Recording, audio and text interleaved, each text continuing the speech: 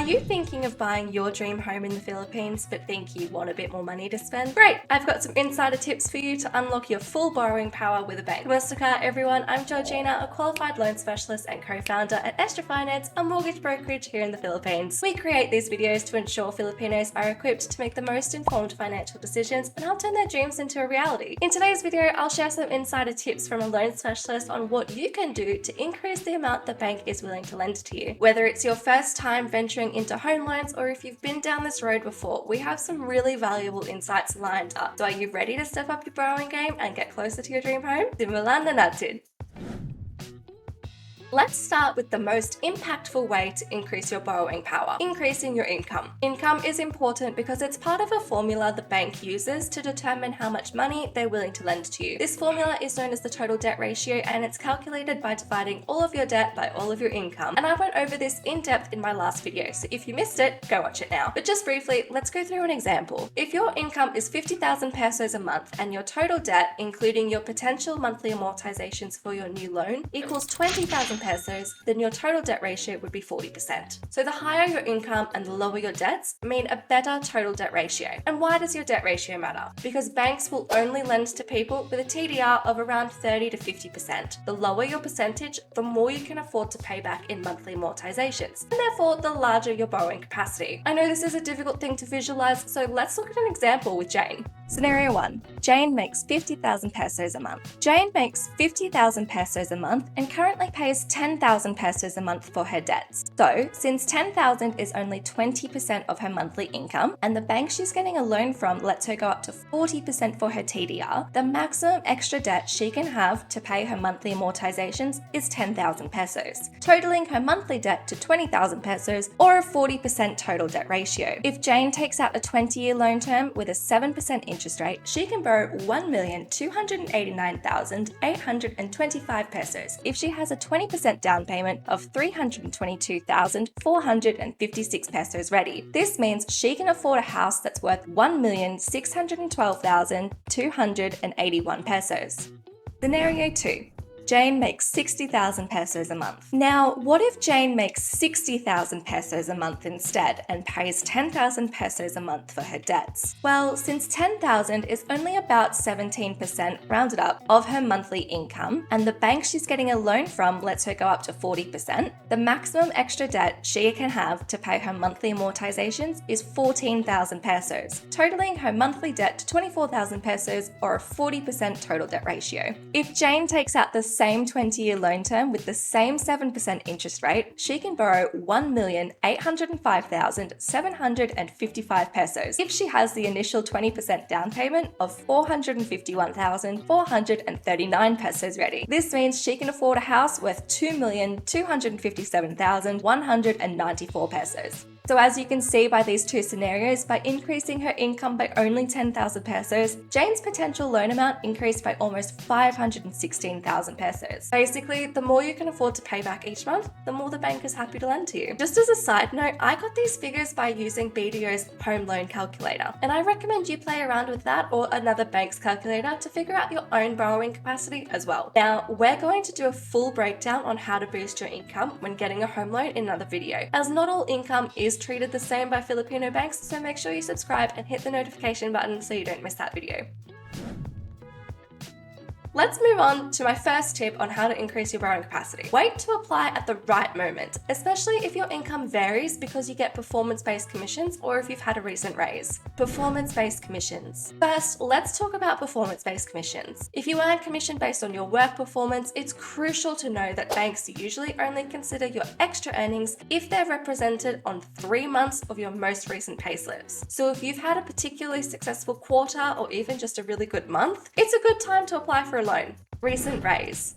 This is also true if you've had a raise recently. It's preferable that your new wage is reflected on your most recent 3 payslips. But for those of you who simply can't wait, consider using your certificate of employment with compensation as your proof of income. Banks are happy to use contracts as proof of guaranteed income, so this document can often be a quicker way to show your recent raise if you're in a hurry. Just make sure that it's correctly dated and has all your correct details, including your legal name. Okay, so in case it wasn't clear, when it comes to maximizing your borrowing capacity, every peso counts. As we highlighted earlier, your income plays a pivotal role in determining how much you can borrow. But did you know that beyond your regular salary, other income streams can also make a significant difference? Yes, that's right. The banks are happy to consider more money than just your full-time job if you get it consistently and if you can prove you get it. However, this is usually considered additional income, and as such, you will not be able to get 100% of it added to your monthly income. For example, if you work in the office Monday to Friday and get 40,000 pesos a month, and then work at the coffee shop on Saturday and Sunday and get 10,000 pesos a month, you would say that you're earning 50,000 pesos a month. But that's not the case for the bank. Everything you earn at the office is counted 100% because it's your full-time job and it's your main source of income. But everything you earn on the weekends is only 50% because it's part-time work, meaning in the eyes of the bank, you're only earning 45,000 pesos a month. It's a strange thing to wrap your head around, and it's even more complicated because not every bank weighs different sources of income the same. So before you apply for a home loan, make a list of all your income sources and shop around to see who'll give you the best loan amount. Now let's get back to the income. Here's a list of the types of income you can use when you apply for a loan. Regular wages or salaries, part-time work, 13th month pay, performance bonuses, commissions, overtime, remittances, interest and dividend income, rental properties, or Airbnbs. Think of it this way. The more you show you make, the more the bank will let you borrow. So make sure you list everywhere you earn money to get the best loan. So now that you've got a clear picture of how showcasing all your earnings can help you borrow more, let's dive into another crucial aspect: the property itself. Picking the right one can be a game changer, and here's why. When you're not buying from an accredited developer, banks will have someone come out and check the value of the home. This process is called an appraisal. The amount the bank is willing to lend to you often depends on the results of this appraisal. More often than not, they'll only lend up to 80% of what they think your property is worth. The better the appraisal of the home, the more the bank is willing to lend to you. So, what are some of the things that make a house get a good appraisal? Good location. Houses in popular or well-developed areas usually have higher values. It's built with good materials. A house that's been built with care, doesn't need any repairs, and has been well looked after will get a better appraised value. Newer properties. Generally, newer homes or those with modern designs tend to fetch better value. On a side note, while we're saying that in order to maximize your borrowing power, it's beneficial to pick a home that the bank deems valuable, it's crucial to understand that what a bank views as valuable might not always align with what's a good investment or the ideal home for your unique needs and preferences. Always prioritize your long-term goals, financial strategies, and personal desires when choosing property, regardless of what the bank thinks. Now that we've discussed the importance of choosing a valuable property, let's go back to the financials. Another crucial factor that can greatly influence your borrowing capacity are your existing debts. We touched on the significance of the total debt ratio earlier and how your income can boost it. But there is another key player in this equation: your debts. The fewer debts you have, the more you can borrow for your new home. So what debts are we talking about that you should aim to get rid of? Auto loans, credit cards, personal loans, installment loans, government loans, home loans, business loans, even microloans from Gcash and other companies. If you're aiming for maximum borrowing power, it's simple. The fewer debts you have, the better. By reducing your existing liabilities, you're in a stronger position to get that dream home loan. Let's use the example from before with Jane, who earned 60,000 pesos a month with 10,000 pesos in debt and got 14,000 pesos for her monthly amortizations. With a 20% down payment, a 20-year loan term, and an interest rate of 7%, the bank would let Jane borrow 1,805,755 pesos. That means she can afford a home priced at 2,257,194 pesos. Now let's change that interest rate from 7% to 5%. At this interest rate, with a 20% down payment and a 20-year loan term, Jane is now able to borrow 2,121,354 pesos from the bank and is able to afford a home priced at 2,652,693 pesos, with her monthly amortizations staying the same at 14,000 pesos. So, a 2% drop in interest rates equaled a 315,599 peso increase in borrowing capacity. So if you're aiming to maximize the amount you borrow, timing is crucial. A period of low interest rates could mean that you get more bang for your buck in terms of loan amount.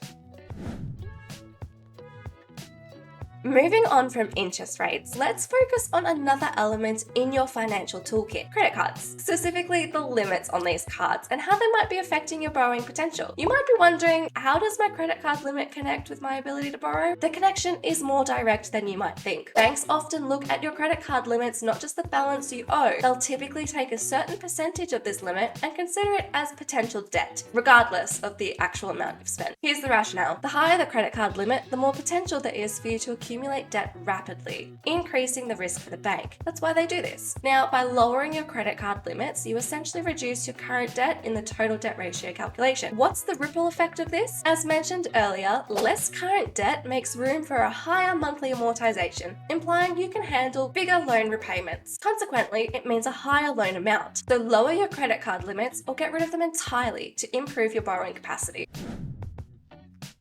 Have you ever wondered why some people choose longer loan terms like 20 years instead of shorter ones like 5 years? It pretty much comes down to your ability to pay your monthly amortizations comfortably. You don't want to lock in a short loan term if it's too hard for you to pay back each month. The longer your loan term, the less you'll pay in your amortizations. Let me give you an example. Let's say you're looking to borrow 1 million pesos from the bank and the current interest rates are at 7%. If you choose to pay that loan off over 20 years, your monthly repayments would be 7,753 pesos. Now, if you choose to pay off that amount in 5 years, your monthly repayments would be 19,801 pesos. See how significant that jump is? The stretch of your loan plays a massive role in shaping its affordability. Spreading the repayment over more years means smaller monthly payments, potentially allowing you to borrow more. However, there is a catch. A longer loan means you'll be paying more in interest over the span of the loan. It's definitely a balancing act between monthly affordability and total interest paid. You should choose what aligns best with your financial strategy.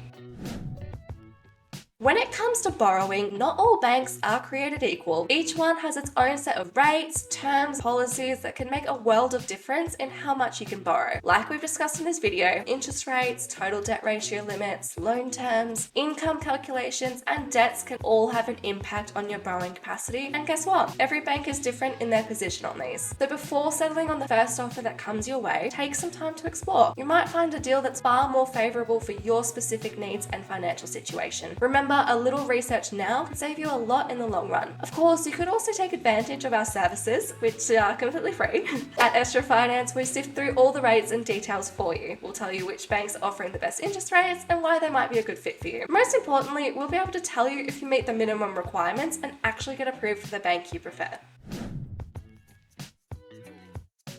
In our journey to boost your borrowing capacity, we've talked about various ways you can increase the amount you can borrow. Now let's delve into a strategy that centers around your relationship with the bank. Establishing a positive track record with your preferred bank, being on-time payments on your credit cards and loans, maintaining a good account daily balance, and things like that. These can make you eligible for interest rate discounts on your next home loan. And as we've previously discussed, a lower interest rate can directly translate into a bigger loan, since it means lower monthly payments. So remember, as you navigate your financial journey, your relationship with your bank isn't just transactional. It's a partnership. The better your relationship, the better your chances of securing a bigger loan. And you absolutely need to ask your bank representative for it, because no bank will ever offer you a discount just because. You must ask. What's the worst that could happen? They say no? That's alright, that happens. Alright guys, I've given you a lot of tips today on how to borrow more from your bank. But before we finish up, there's a crucial piece of wisdom I absolutely must share. Just because the bank says you can borrow a lot doesn't mean you should. Remember, the bank's job is to lend money. They might let you borrow a big amount, but is that right for you? You don't want to end up house poor. And that's when you spend so much money on your house that you can't enjoy the other things in life. So before signing up for a big loan, think about your lifestyle and your other dreams too. Your home should be a happy place and not a money trap. It should fit into your life's plan, not the other way around. And that about brings us to the end of this video. I hope you've learned something useful about how to increase your borrowing capacity. And as always, if you have any questions, drop them in the comments. The one thing I want to leave you with is my final tip for the day.